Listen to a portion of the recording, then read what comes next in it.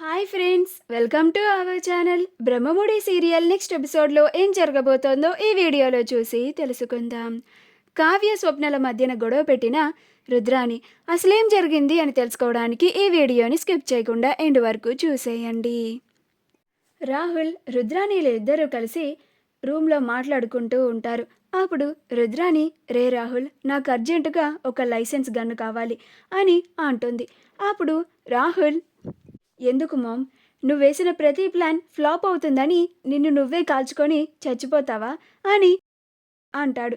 అప్పుడు రుద్రాని, లేదురా, నిన్ను కాల్చి చంపేసి నేను వెళ్ళి జైల్లో కూర్చుంటాను అని అంటుంది. అప్పుడు రాహుల్, ఏంటి మామ్, నీ ఒక్కగానొక్క కొడుకుని నా పైన నీకు కొంచెం కూడా జాలి లేదా, ప్రేమ లేదా అని అంటాడు.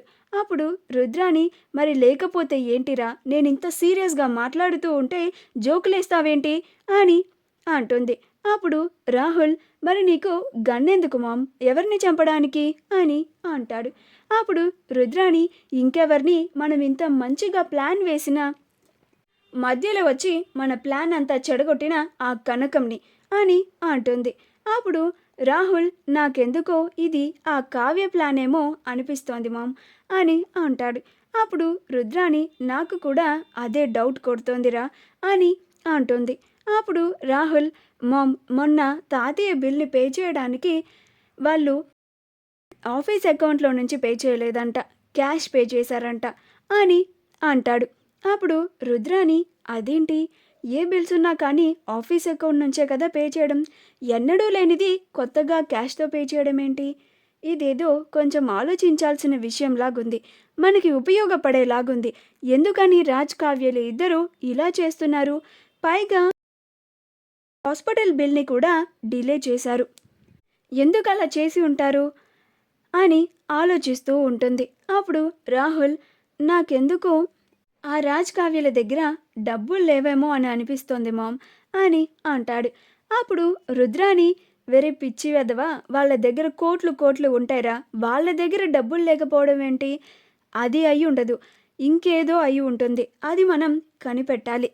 నువ్వన్నట్లుగానే డబ్బులు లేవు అని అనుకుంటే ఆ కావ్య అంత ధైర్యంగా మనకి 20 లక్షలు చెక్ రాసి ఇవ్వదు కదా అని అంటుంది. అప్పుడు రాహుల్, నువ్వు చెప్పింది కూడా కరెక్టే మామ్ అని అంటాడు.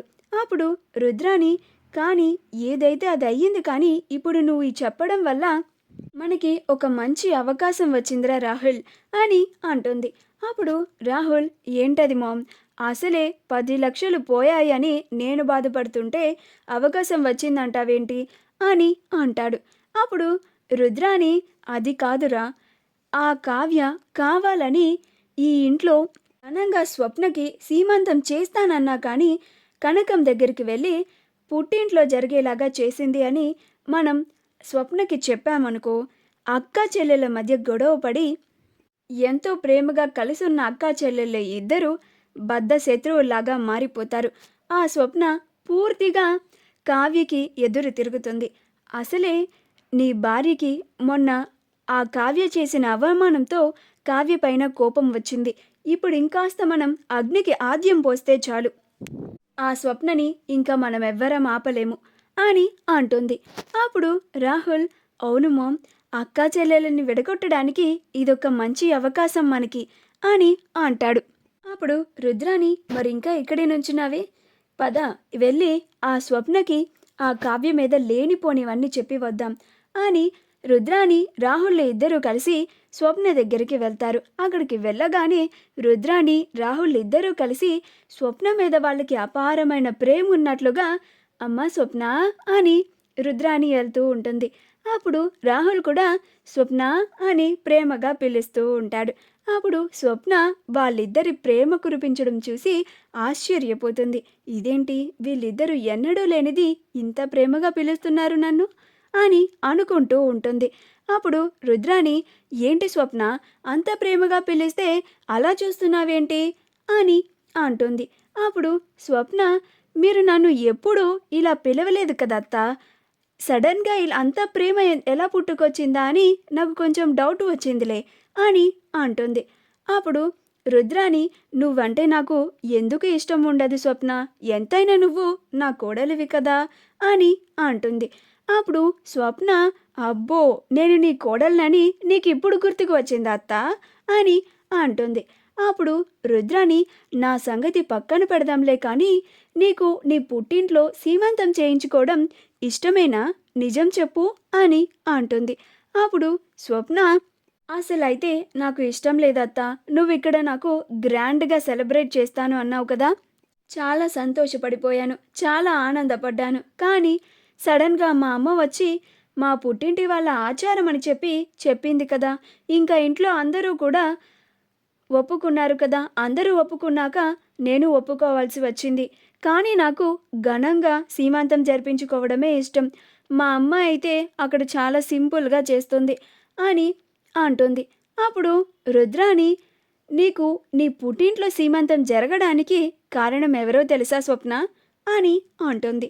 అప్పుడు స్వప్న, "కారణం ఎవరేముంది? అది మా పుట్టింటి ఆచారమని మా అమ్మ చెప్పింది కదత్తా" అని అంటుంది.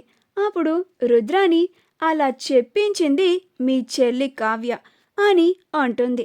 అప్పుడు స్వప్న, "ఏం మాట్లాడుతున్నావత్తా? మతేమన్నా పోయిందా నీకు? కావ్యకి అంత అవసరం ఏముంది? కావ్య వెళ్ళి మా అమ్మ చేత నేను మా అమ్మాయికి పుట్టింట్లో జరిపిస్తాను అని ఎందుకు అంతలా చేస్తుంది? నా చెల్లికి మాత్రం నేను సంతోషంగా ఉండడం ఇష్టం ఉండదా ఏంటి? అందరూ నీలా ఉంటారు అని అనుకుంటున్నావా ఏంటి అత్తా" అని అంటుంది. అప్పుడు రుద్రాని, "ఏమో మరి మీ చెల్లికి నువ్వు సంతోషంగా ఉండడం ఇష్టం లేదు అన్నట్లుగానే నాకు కనిపిస్తోంది" అని అంటుంది. అప్పుడు స్వప్న, "ఏంటత్తా? ఏం మాట్లాడుతున్నావు నువ్వు" అని అంటోంది. అప్పుడు రుద్రాని, "అవును స్వప్న, నువ్వు ఈ ఇంట్లో గ్రాండ్‌గా సీమంతాన్ని జరిపించుకోవడం మీ చెల్లికి ఇష్టం లేదు. అందుకని వెళ్ళి ఆ కనకంని రెచ్చగొట్టి మా అమ్మాయికి మా ఇంట్లోనే జరిపిస్తామని వచ్చి చెప్పేలాగా చేసింది. అదే నువ్వు ఇక్కడ జరిపించుకుంటే 20,00,000 ఖర్చవుతుంది కదా! నీకేమో ఘనంగా అందరితో పాటు ఇక్కడ జరిపించుకోవడం ఇష్టం. కానీ నీ చెల్లికి మాత్రం ఆ 20,00,000 ఖర్చవ్వకుండా ఉండాలి. అందుకనే ఇలాంటి ప్లాన్‌ని వేసింది" అని అంటుంది. అప్పుడు స్వప్న కూడా ఆలోచనల్లో పడుతుంది. అప్పుడు నేను 10,00,000 పెట్టి నగలు చేయించుకున్నప్పుడు కూడా కావ్య నా పైన చాలా మండిపడింది. నిజంగానే డబ్బులు ఖర్చవ్వకుండా ఉండాలని కావ్య ఇలా చేసుంటుందా అని ఆలోచిస్తూ ఉంటుంది.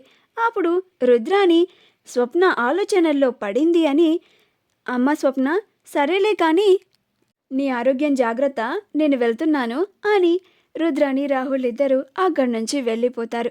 మా వీడియో కనుక మీకు నచ్చినట్లయితే లైక్ చేయండి, షేర్ చేయండి, మా ఛానల్ని సబ్స్క్రైబ్ చేసుకోండి. పక్కనే ఉన్న బెల్ ఐకాన్ని క్లిక్ చేయడం మాత్రం మర్చిపోకండి.